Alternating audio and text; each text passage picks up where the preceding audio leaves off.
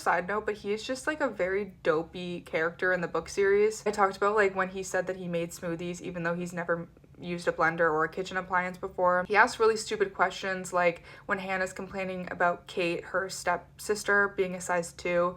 Lucas is like, what size are you? There's a whole thing in the Christmas book where he can't realize that this girl is flirting with him, and then Hannah like crashes out while he's gone on vacation with the girl. She loses a bunch of weight and she feels really good and confident about herself, and then he says, you need to eat more for me because you're too skinny. He's just like dopey man vibes, which is very interesting because he has these moments of like being very smart and introspective, and then other moments where he just completely misses the mark, and that's why his character is kind of like all over the mark and confusing for me, and also why I enjoyed them so much at the beginning and not so much at the end. Despite Mona being gone, Hanna does really care about popularity. I mentioned Kate, so around this time in the series, Kate and her dad and Isabel, new stepmom, new stepsister, move into her house because Miss Marin has to go to Singapore for a job. She's hanging around Kate all the time, and although they are like enemies before this, like so mean to each other, I want to do a whole video deep diving into Kate because I like her in the book series, genuinely, and they do have like a little chance of being friends at this point in the book series. Kate befriends Naomi and Riley, who were Mona and Hannah's enemies, and the girls that Mona used,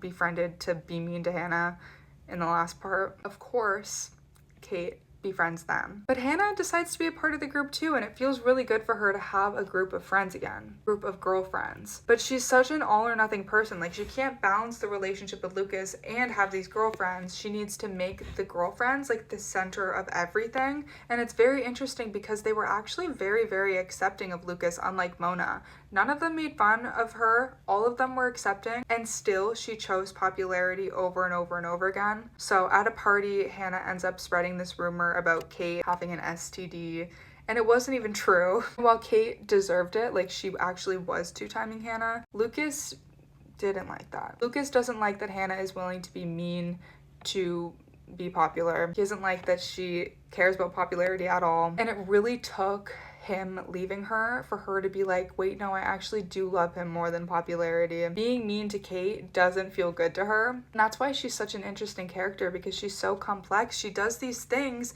and she realizes afterward that it wasn't right, but she's not rewarded by him forgiving her. She actually is punished because they don't hang out again. They're done. I think that was a learning experience that Hanna really needed, and she does kind of grow out of the popularity thing a little bit here and there, but she's also a character that regresses a lot.